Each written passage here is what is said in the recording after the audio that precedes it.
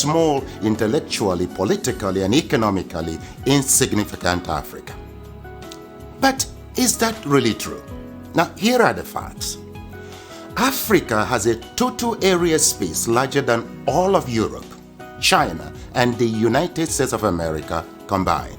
Yes, it is 3 times the area of China, 3 times the area of Europe, 3 times the area of United States of America, meaning you can transplant China, Europe, and United States, and several other countries on the Africa continent, and they will fit neatly. Africa is 30.5 million square kilometers and a youthful population of 1.3 billion inhabitants. China is 9.6 million square kilometers and 1.4 billion inhabitants. India has a total space of 3.3 million square kilometers and 1.4 billion inhabitants. Now, yet, Africa is projected as overpopulated, and pressure mounts on Africans and their leaders to depopulate. Why? Why?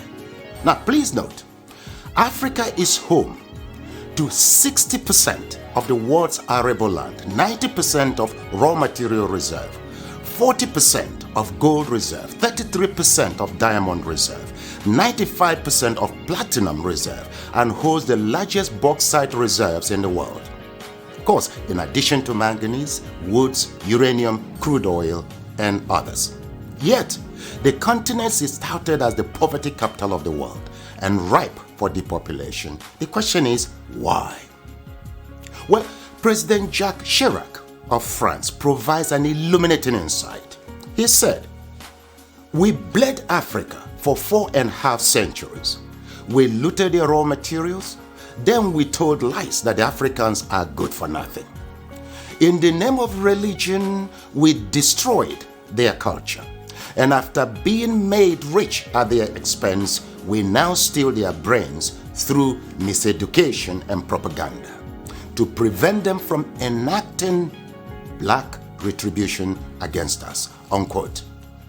Well, put simply, for over 4 centuries, Africa is not in control of its resources.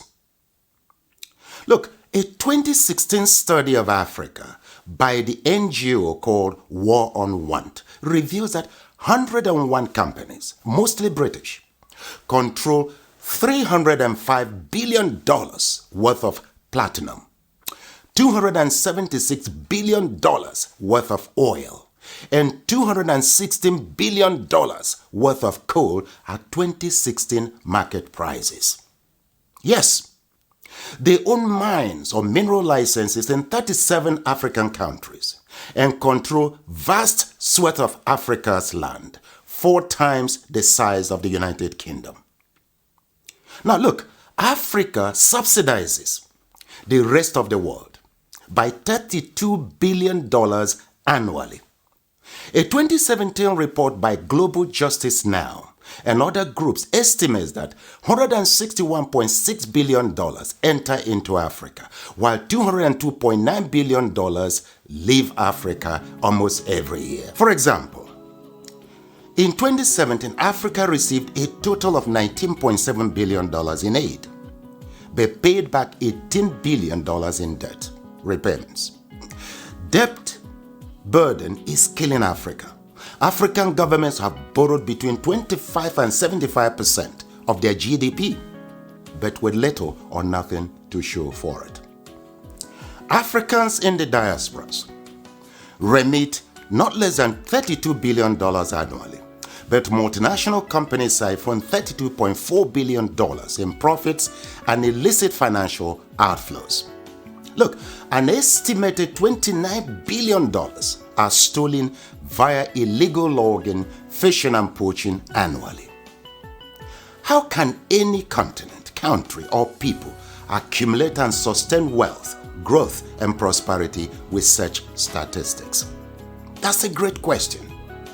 Well, look, hopefully, now you know your Africa better. Edmund Mbiaka once wrote, "Peace of mind always comes with knowing who you truly are. where you currently stand, where you positively need to be, and strongly believing in its possibility. Africa needs to control its resources, no doubt. For productive, patriotic, and effective leadership, we need our best and ablest citizens with fortified character in local, state, and federal governments. This must be given utmost consideration in upcoming elections across Africa.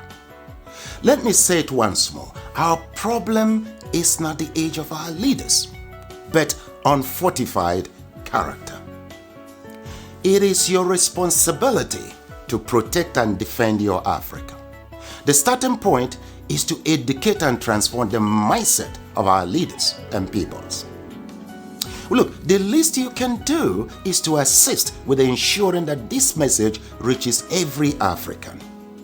Slavery destroyed us. Religion divided us. Ignorance controls us. And truth scares us. With these retrogressive forces, Africa will remain a dark continent. So we must renew our minds. Please share this video in support of my efforts at reconstructing Africa through mindset transformation. You see, together, we will reconstruct Africa and take charge of our destiny. For who controls Africa controls the world. I thank you.